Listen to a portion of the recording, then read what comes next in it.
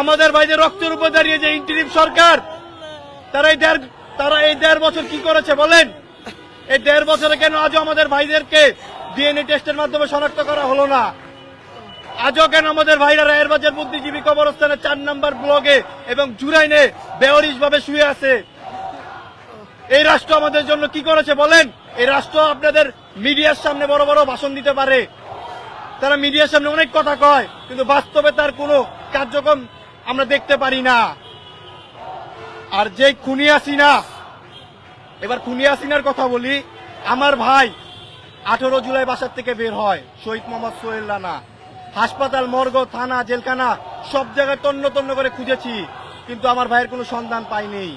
34 দিন পর আঞ্জুমান ফিজুর ইসলামের বেওয়ারিশ লাশের খাতায় আমার ভাইয়ের এন্ট্রি পাওয়া যায়, মানে আমার ভাইয়ের ছবি পাওয়া যায়, যে রক্তাক্ত অবস্থার ছবি, যে ছবিতে লেখা ছিল অজ্ঞাত 28 এবং জিটি নাম্বার 1359। আমার ভাইকে 18 জুলাই যাত্রাবাড়ি দক্ষিণ কাজলায় খুনি হাসিনার পুলিশ কেবল হত্যা করেনি,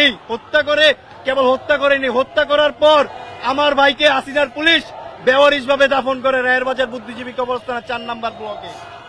একটা কথা বলি ইন্টারিম সরকারকে এবং বাংলাদেশের সকল মানুষদেরকে বলে, তোমরা হয়তো যাইবা বলে খুনি হাসিনার ইতিহাস সেই মাই রাখবো মনে, যে ছুঁইতে পোলার লাশ, কিন্তু যে এখনো ছুঁইতেই পারে না পোলার লাশ, তাকে কি সান্ত্বনা দিবে ইন্টারিম সরকার?